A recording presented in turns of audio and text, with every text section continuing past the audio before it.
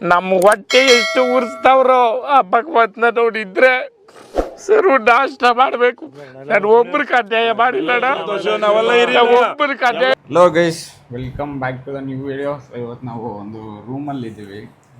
Night 1 ಗಂಟೆಗೆ ಬಂದು ಮಲಗಿದ್ದು, 1 ಗಂಟೆಲಿ ಕತೆಗಳು ಬರ ಹೇಳ್ಕೊಂಡು ಮಲ್ಕೊಂಡಿದ್ದೀವಿ. ಈ ವಿಡಿಯೋ ಏನಪ್ಪ ಅಂದರೆ ರೂಮ್ ಟೂರ್ ತೋರಿಸ್ತೀನಿ. ಅದು ಸ್ಟೋರಿಗಳು ಜಾಸ್ತಿ ದೊಡ್ಡದಾಗೈತೆ ಗೈಸ್, ಹೇಳ್ತೀನಿ ಸ್ವಲ್ಪ ಹೊತ್ತು. ಇದು ಈ ವ್ಲಾಗ್ ತೋರಿಸ್ತೀನಿ ನಮ್ಮ ರೂಮ್ ಹೇಗಿದೆ ಅಂತ ನೋಡಿ ಗೈಸ್. ಇದೇ ನಮ್ಮ ರೂಮ್. ನೈಟು 1 ಗಂಟೆಗೆ ಬಂದು ಏನೇನೋ ಸ್ಟೋರಿಗಳು ಹೇಳ್ಕೊಂಡು ನಾವು 8 ಜನ ಇದ್ದೀವಿ ಟೋಟಲ್. ಬಂದಿರೋರು 4 ಜನ ಒಂದೊಂದು ರೂಮ್ ತೊಗೊಂಡಿದ್ದೀವಿ. ನೋಡಿ ನಮ್ಮ ಬೆಡ್ಡು. ಆಲ್ರೆಡಿ ಇದ್ದು ಮಕ್ಕ ಕ್ಲೀನಾಗಿ ತೊಳ್ಕೊಂಡು ಮತ್ತೆ ಮಲ್ಗವನೆ. ಫ್ಯಾನ್ ಸೈಡ್ ಇದೆ, ಇಲ್ಲಿ ಸೋಫಾ ಇದೆ, ಆ ಕಡೆ ಬ್ಯಾಗ್ಗಳು ಇದೊಂದು ಕಬೋರ್ಡ್ ಕೊಟ್ಟವ್ರೆ. ಟವಲ್ ಹಾಕ್ಕೊಂಡು ನಿಂತ್ಕೊಂಡವನೆ. ಈ ಕಡೆ 2 ಕಿಟಕಿ ಐತೆ, ಏನೋ ಓಪನ್ ಮಾಡಿ ಏನೋ ನೋಡಿಲ್ಲ. ಆ ಕಡೆ ಹೆಂಗೆ ವ್ಯೂ ಐತೆ ಏನೋ ಅಂತ ಎಲ್ಲ ಏನೂ ಇಲ್ಲ ಗೈಸ್. ಗಾರ್ಡನ್ ಐತೆ. ಬಾತ್ರೂಮ್ ಒಂದು ಡೀಸೆಂಟ್ ರೇಂಜಲ್ಲಿ ಐತೆ, ಅದನ್ನೆಲ್ಲ ತೋರಿಸೋದು ಬೇಡ. ಬೆಡ್ಡು ಇಲ್ಲಿ ನೋಡಿ, ಇನ್ನೊಂದು ಬಂದ 4 ಜನ. ಇಲ್ಲಿ ಮಾತ್ರ ಬೆಡ್ ಇಲ್ಲಿ ಫುಲ್ಲು ಇದಾಗಿರೋದು, ಅಲ್ಲಿ ಕೆಳಗೆ ಸಪ್ರೇಟ್ ಆಗಿದೆ. ಇನ್ನೇನೈತೆ ಇಲ್ಲಿ ಎಕ್ಸ್ಟ್ರಾ ಕಬೋರ್ಡ್ಸಲ್ಲಿ ಏನಾದರೂ ಐತಾ? ಏನೂ ಇಲ್ಲ ಗೈಸ್. ನನಗೇನು ಹೋಮ್ ಟೂರ್ಸ್ ಅಂದರೆ ಏನು ನಾರ್ಮಲಾಗೇ ಇರುತ್ತಲ್ಲ, ಇದ್ಯಾವುದು ಸೆಟಪ್ ಬಾಕ್ಸ್ ಮಾತ್ರ ಇದೆ. ಆದರೆ ಟಿ ವಿ ಇಲ್ಲ ಗೈಸ್. ನಮ್ಗೆ ಜಾಸ್ತಿ ಮಿನಿಮಲ್ ಸೆಟಪ್ ಕೊಟ್ಟವ್ರೆ. ಕೆಳಗೆ ಜಾಸ್ತಿ ಎ ಸಿ ಐತೆ, ಅದು ವರ್ಕ್ ಆಗೋಲ್ಲ ಗೈಸ್. 3 ಫ್ಯಾನ್ ಐತೆ, ಎ ಸಿ ಐತೆ, ಎ ಸಿನೂ ವರ್ಕ್ ಆಗುತ್ತೆ ಗೈಸ್. ಇವಾಗ ಕೆಳಗೆ ಹೋಗೋಣ. ಕೆಳಗೆ ಇನ್ನೊಂದು ರೂಮ್ ಐತೆ, ಏನೇನು ಮಾಡ್ತಾವ್ರೆ ನೋಡೋಣ. ಹೋಗ್ಬಿಟ್ಟು ಅಲ್ಲೂ ತೋರಿಸ್ತೀನಿ, ಅಲ್ಲಿ ಸ್ವಲ್ಪ ಮಾತಾಡೋಣ. ಬಟ್ ಬಾಲ್ಕನಿ ನಾವಿರೋ ಹೋಟ್ಲಲ್ಲಿ ಚೆನ್ನಾಗಿದೆ ಗೈಸ್. ಇಲ್ಲಿ ನೋಡಿ, ಇಲ್ಲೇ ಬೋಟ್ ಹೌಸ್ಗಳೆಲ್ಲ ಕಾಣಿಸ್ತಿದ್ಯಾ? ಅಲ್ಲೇ ಬೋಟ್ ಹೌಸ್ಗಳು ರೈಡ್ ಕರ್ಕೊಂಡು ಹೋಗ್ತಾರಂತೆ. ಸ್ವಲ್ಪ ಈ ಕಡೆ ಐತೆ, ಆ ಕಡೆ ಬೀಚ್ ಐತೆ ಗೈಸ್. ಸನ್ರೈಸ್ ಇಲ್ಲ ಅಂತ ಇಲ್ಲಿ. ಸನ್ರೈಸ್ ಇದ್ದಿದ್ರೆ ಅಲ್ಲಿಗೆ ಓದ್ಬೋದಾಗಿತ್ತು. ಸನ್ಸೆಟ್ ಐತಂತೆ. ಸನ್ಸೆಟ್ಗೆ ನಾವು ಇದರಲ್ಲಿ ಇರ್ತೀವಿ, ಬೋಟಲ್ಲಿ. ಅದು ನೆಕ್ಸ್ಟ್ ವಿಡಿಯೋ ಬರುತ್ತೆ. ಈಗ ನನ್ನ ದೋಸ್ತ ಅವ್ರ ರೂಮ್ಗೆ ಹೋಗೋಣ. ಹೆಂಗೆ ಮಾಡ್ತಾವ್ರೆ ಏನು ಅಂತ ಮಾಡ್ತಾವಣ ಗೈಸ್. ನೈಟೆಲ್ಲ ಒಂದೊಂದು ಕಾಟ ಅಲ್ಲ.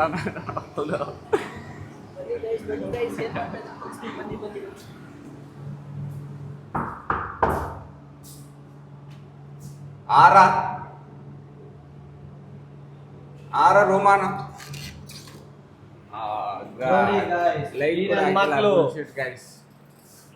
ಹಂಗೆಲ್ಲ ಮಾತಾಡ್ಬಾರ್ದಪ್ಪ. ಲೈಟ್ ಕೂಡ ಆಗಿಲ್ಲ ಗೈಸ್, ಇನ್ನೂ ಪಾಚ್ಕೊಂಡವ್ರೆ. ನೋಡಿ, ಇದು ಬಾಬಿಗಳ ಡಿಸೈನಲ್ಲಿ. ಇಲ್ಲಿ ಬ್ಲೂ ಕಲರು, ಅಲ್ಲಿ ಪಿಂಕ್ ಕಲರು. ಅದಕ್ಕೆ ಇವ್ರು ಕೊಟ್ಬಿಟ್ರೆ ಪಿಂಕು ಬ್ಲೂ ನಮ್ಗೆ ಸೂಟ್ ಆಗಲ್ಲ ಅಂತ ಎಲ್ಲ ಒಳ್ಳೆ. ಈ ರೂಮಲ್ಲಿ ಜಾಸ್ತಿ ಸೆಟಪ್ ಐತೆ ನೋಡಿ. ಹಿಂದೆ ಟಿವಿ ಐತೆ, ಟಿವಿನೂ ಆನಲ್ಲಿ ಐತೆ. ಟಿವಿ, ಫೋನ್ ಐತೆ. ಫೋನ್ ವರ್ಕ್ ಆಗುತ್ತಾ ಚೆಕ್ ಮಾಡ್ತಾರೆ. ಅಲ್ಲೊಂದು ಕಬೋರ್ಡು, ಬೆಡ್ಶೀಟ್ಗಳು ಹಾಕೊಂಡು ಪಾಚ್ಕೊಂಡವ್ರೆ ಇಬ್ರು. ಬೆಡ್ ಚೆನ್ನಾಗೈತೆ ಗೈಸ್. ಆ್ಯಕ್ಚುಲಿ ತೋರಿಸ್ತೀನಿ. ಫುಲ್ ಕಂಫರ್ಟ್ ಐತೆ, ಹೇಗಿರ್ಬೋದು. ಐ ಮೀನ್ ಚೆನ್ನಾಗಿ ಸಾಫ್ಟ್ ಆಗೈತೆ. ಅಲ್ಲಿ ಮೇಲೆ ಇಷ್ಟು ಸಾಫ್ಟ್ ಆಗಿಲ್ಲ ಗೈಸ್, ಜಾಸ್ತಿ ಹಾರ್ಡ್ ಆಗಿದೆ. ಗೈಸ್, ನಮ್ಮ ಫ್ರೆಂಡು ಬೆಡ್ ಟೆಸ್ಟ್ ಮಾಡೋದು ನನಗೆ ಗೊತ್ತಿಲ್ಲ ಅಂತ ಹೇಳ್ಕೊಡ್ತಾನೆ ನೋಡಿ.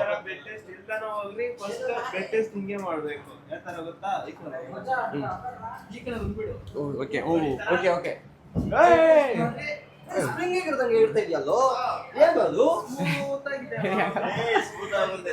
ಓ ಗೈಸ್, ಹಿಂಗ ಬೆಡ್ ಟೆಸ್ಟ್ ಮಾಡ್ಬೇಕಂತ ನನಗೆ ಗೊತ್ತಿದ್ದಿಲ್ಲ.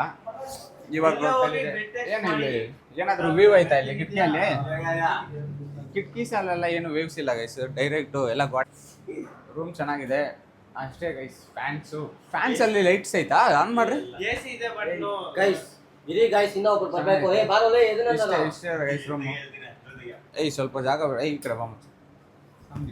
ಲೈಟಿಗೆ ಹಾಕ್ರ ಫುಲ್ಲು ಗೈಸ್. ಆ್ಯಕ್ಚುಲಿ ಏನಂದರೆ, ಕೇರಳದಲ್ಲಿ ನಾವು ನೋಟಿಸ್ ಮಾಡಿದ್ದು ಏನು ಗೊತ್ತಾ, ಎಲ್ಲ ಬಸ್ಗಳ ಮೇಲೂ ಇಂಗ್ಲೀಷ್ ಇರೋದು ಜಾಸ್ತಿ ರೇರ್ ಗೈಸ್. ಇಂಗ್ಲೀಷು ಬರೀ ಮಲಯಾಳಂ ಬಿಟ್ಟರೆ ಬೇರೆ ಲ್ಯಾಂಗ್ವೇಜ್ ಇರೋದೇ ಅಪರೂಪ. ಮಲಯಾಳಂ ಫುಲ್ಲು ಮಲಯಾಳಂ. ಮತ್ತು ಇನ್ನೊಂದು ವಿಷಯ ಏನಂದರೆ, ಕೇರಳದಲ್ಲಿ ಪ್ರತಿಯೊಂದು ಮನೆಗೂ ಒಂದು ಕಾರ್ ಇರುತ್ತೆ, ಮಲೆ ಅಂತೇನೋ ಮೋಸ್ಟ್ಲಿ. ಕಾರ್ ಇರುತ್ತೆ, ಮನೆ ಮುಂದೆ 2 ಚೇರ್ ಇರುತ್ತೆ, ಫುಲ್ಲು ಮನೆ ಹತ್ರ ಮಿನಿಮಮ್ ಒಂದು 5 ಮರಗಳಾದ್ರೂ ಇರುತ್ತೆ. ಆ ಮರಗಳಲ್ಲಿ ಚೇಪೆಕಾಯ್ದು, ಮಾವಿನಕಾಯ್ದು, ಬಾಳೆಹಣ್ಣು, ಇನ್ನೊಂದು ಇದು ಕೋಕಲ್ಲ ಮಚ, ತೆಂಗಿನಕಾಯ್ದು, ಕೋಕೋನಟ್ ಟ್ರೀ, ಆಮೇಲೆ ಬನಾನ ಆಯಿತು. ಇನ್ನೊಂದು ಇದು ಅದೇನದು ನೋಡಿದ್ರಲ್ಲ ನಾವು, ಏನದು ಹಲಸಿನಕಾಯಿ ತಾನೆ, ಏನು ಅಂತಾರೆ ಅದನ್ನು? Jack fruit guys. ಈ 5 ಮರ ಕಂಪಲ್ಸರಿ ಎಲ್ಲ ಮನೆಗಳಲ್ಲೂ ಇರುತ್ತೆ. ನೈಟು ನಾವು ಟ್ರಾವೆಲ್ ಬರಬೇಕಾದ್ರೆ 5 ಅವರ್ ಆಯಿತು ನಮ್ಮ ಟ್ರಾವೆಲ್ ಅಲ್ಲಿಂದ ಮುನ್ನಾರಿಂದ. ಸೊ ಇಲ್ಲಿಗೆ ಬರೋ ಗ್ಯಾಪಲ್ಲಿ ಬಸ್ ಡ್ರೈವರ್ ಯಾವ ರೇಂಜ್ಗೆ ಓಡಿಸ್ತಾ ಗೊತ್ತಾ?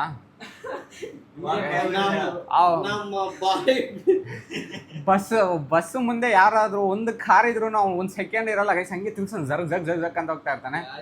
ನನ್ನ ಫ್ರೆಂಡ್ಗೆ ಒಬ್ಬನ ಕಾಲಿಗೆ ಏಟಾಯ್ತು, ಕೈಗೆ ತಲೆಗೆ ಎಲ್ಲರೂ ಓಡಿಸ್ಕೊಂಡವ್ರು. ಆ ರೇಂಜಲ್ಲಿ ಘಾಟ್ ರೋಡ್ಸಲ್ಲಿ ಗಿರ್ ಅಂತ ತಿರ್ಸಂಗ ಎಲ್ಲೋ ಫುಲ್ ಇಂಟ್ರೆಸ್ಟೆಡ್ ಅಲ್ಲಿದ್ದಾನೆ, full passionated driver, full car driving ಅಲ್ಲಿ ಇದ್ದಾನೆ, ರೇಸಿಂಗ್ ಕಾರ್ ಓಡಿಸೋಣ ಅನ್ಕೊಂತೀನಿ. ಬಂದು ಬಸ್ ಕೊಟ್ಬಿಟ್ಟು ಅವ್ರ ಕೈಯಲ್ಲಿ ತಿರುಗಿಸಿ ಕಾರಲ್ಲಿ ಬಸ್ಸಲ್ಲಿ ಮನುಷ್ಯರು ಇರ್ತಾರೆ ಅನ್ನೋದೇ ಮರ್ತಾಗಿದ್ನು. ಇನ್ನೊಂದು ವಿಷಯ ಏನಂದರೆ, ಬಸ್ಸಲ್ಲಿ ಕಂಡಕ್ಟ್ರು ಕನ್ನಡ ಮಾತಾಡ್ತಾರೆ. ಅವ್ರ ಜೊತೆ ನಾವು ಮಾತಾಡ್ತಿದ್ವಿ ಕನ್ನಡದಲ್ಲಿ. ಉತ್ತರ ಕರ್ನಾಟಕದಲ್ಲಿ ಎಲ್ಲೋ ಆಫೀಸಲ್ಲಿ ಕೆಲಸ ಮಾಡ್ತಿದ್ದಂತೆ, ಸ್ವಲ್ಪ ಚಿಕ್ಕಮಂಗ್ಳೂರಲ್ಲ, ಸಾರಿ ನಂಗೆ ಗೊತ್ತಿಲ್ಲ, ನನಗೆ ನೆನಪಿಲ್ಲ, ಚಿಕ್ಕಮಂಗ್ಳೂರಲ್ಲಿ ಎಲ್ಲ ಕೆಲಸ ಮಾಡ್ತಿದ್ದಂತೆ, ಆಫೀಸ್ ಬಾಯ್ ಇಲ್ಲ, ಯಾವುದೋ ಆಫೀಸಲ್ಲಿ ಕೆಲಸ ಮಾಡ್ತಿದ್ರಂತೆ. ನಮ್ಮ ಜೊತೆ ಕನ್ನಡದಲ್ಲಿ ಮಾತಾಡ್ತಾವ್ರೆ. ಕೇರಳದಲ್ಲಿ ಬೇಜಾನ್ ಜನಕ್ಕೆ ಕನ್ನಡ ಬರುತ್ತೆ. ಎಲ್ಲಾನು ಬೆಂಗಳೂರು ಅಂದಿದ ತಕ್ಷಣ ರೆಸ್ಪೆಕ್ಟ್ ಹಿಂಗೆ ಹೋಗ್ಬಿಡುತ್ತೆ, ಪೀಕ್ಸ್ಗೆ ಹೋಗ್ಬಿಡುತ್ತೆ. ಕನ್ನಡದಲ್ಲಿ ಅವರೇ ಮಾತಾಡೋಕೆ ಟ್ರೈ ಮಾಡ್ತಾರೆ. ಅಲ್ಪ ಸ್ವಲ್ಪ ಬರುತ್ತೆ, ಆದರೂ ನಾನು ಮ್ಯಾನೇಜ್ ಮಾಡ್ತೀನಿ ಅಂತ ಮಾತಾಡ್ತಾರೆ ಕನ್ನಡದಲ್ಲೇ. ಕೇರಳ ಬೆಂಗಳೂರು ಹೋಟ್ಲಲ್ಲೂ ಅಷ್ಟೇ ಡಿಸ್ಕೌಂಟ್ ಕೊಡ್ತಾರೆ. ಬೆಂಗಳೂರು ಅಂದರೆ ಎಲ್ಲ ಜಾಗದಲ್ಲೂ ಬೆಂಗಳೂರು ಅಂದರೆ ಒಂದು ರೆಸ್ಪೆಕ್ಟ್ ಇದೆ ಗೈಸ್. ಮತ್ತೆ ಇನ್ನು ಕಂಡಕ್ಟ್ರು ಸಾಂಗ್ಸ್ ಬೇರೆ ಹಾಕಿದ್ರು. ಇನ್ನೊಂದು ಬ್ಯಾಂಗಲ್ ಬಂಗಾರೆ ಅಂತ ಕನ್ನಡ ಸಾಂಗ್ ಬೇರೆ ಹಾಕಿದ್ರು.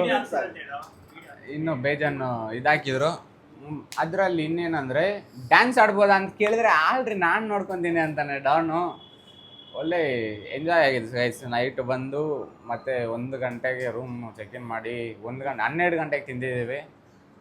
ಮಲಿಕೊಂಡು ಮತ್ತೆ ಇಲ್ಲಿ ರೂಮಲ್ಲಿ ಇದ್ದೀವಿ. ಇನ್ನು ಇಲ್ಲಿಂದ ಬೋಟ್ ಹೌಸ್ಗೆ ಹೋಗೋದು, ಅದೆಲ್ಲ ನೆಕ್ಸ್ಟ್ ವಿಡಿಯೋಲ್ಲಿ ಬರುತ್ತೆ. ಏಯ್ ನೋಡಿ ಬಾತ್ರೂಮಲ್ಲಿ ಏನೋ ಮಾಡ್ತಾವನೆ ಅಂತ ಬಿಟ್ಟು ಡಿಸ್ಟರ್ಬ್ ಮಾಡ್ತಾವನೆ ಅಷ್ಟೇ ಗೈಸ್. ವಿಡಿಯೋ ಕಂಪ್ಲೀಟ್ ಆಯಿತು. ಇದೇ ಗೈಸ್, ಇವನೇ ವಿಡಿಯೋಗ್ರಾಫರ್. ನೋಡಿ ಯಾರಾದ್ರೂ ಇದ್ರೆ ಬಂದು ಕಾಂಟ್ಯಾಕ್ಟ್ ಮಾಡಿ. ಕಾಂಟ್ಯಾಕ್ಟ್ ನಂಬರ್ ಕೆಳಗಡೆ ಹಾಕ್ತೀನಿ.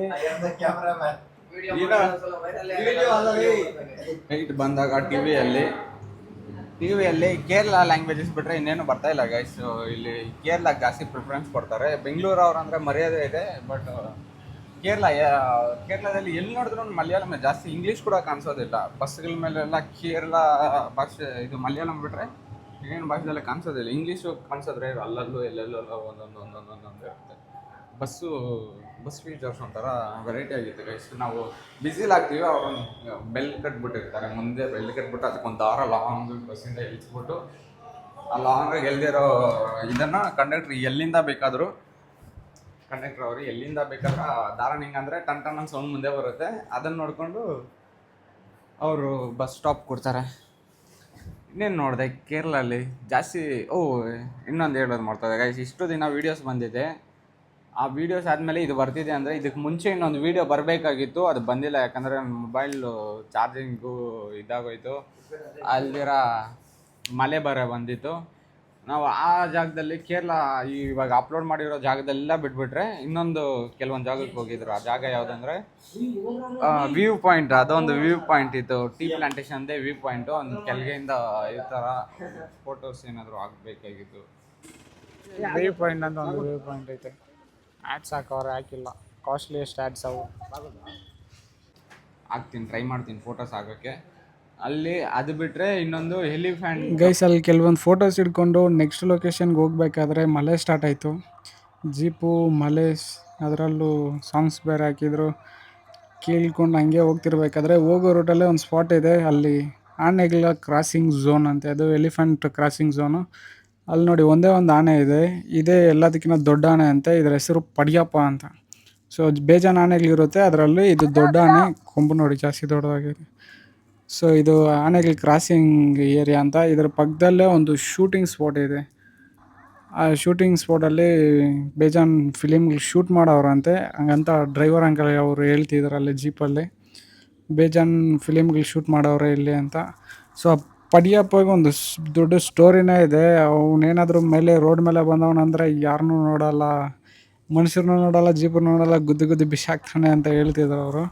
ಸೊ ಇದು ನೋಡಿ ಪಡಿಯಪ್ಪ ಅಂತ. ಸೊ ಈ ಜಾಗ ಮುಗಿಸ್ಕೊಂಡು ನೆಕ್ಸ್ಟು ಮಾಟುಪಟ್ಟಿ ಡ್ಯಾಮ್ ಅನ್ನೋ ಪ್ಲೇಸ್ಗೆ ಹೋಗಿದ್ವಿ. ಅಲ್ಲಿ ಈ ಥರ ಬೇಜಾನ್ ಆ್ಯಕ್ಟಿವಿಟೀಸ್ ಇದೆ. ಇನ್ನು ಈ ಗನ್ ಶೂಟಿಂಗ್ ಆಗಿರಲಿ, ಇನ್ನೂ ಬೇಜಾನ್ ಬಾಲ್ಸ್ ಎಲ್ಲ ಆಡೋದು ಇನ್ನೂ ಬೇಜಾನ್ ಇತ್ತು. ಮತ್ತು ಚಾಕ್ಲೇಟ್ಸ್, ಡಾರ್ಕ್ ಚಾಕ್ಲೇಟ್ಸ್ ಸಿಗುತ್ತೆ. ಇನ್ನೊಂದು ಏನಪ್ಪ ಅಂದರೆ ಅಲ್ಲಿ ಬೋಟಿಂಗ್ ಸಹ ಇರುತ್ತೆ. ಅದು ಮುಗಿಸ್ಕೊಂಡು ನೆಕ್ಸ್ಟು ಫುಲ್ ಮಿಲ್ಸ್ ಆಗ ತಿಂದ್ವಿ. ಅದು ಕೇರಳ ರೈಸ್ ಅಂತೆ, ದೊಡ್ಡದಾಗಿರುತ್ತೆ ಅಕ್ಕಿ.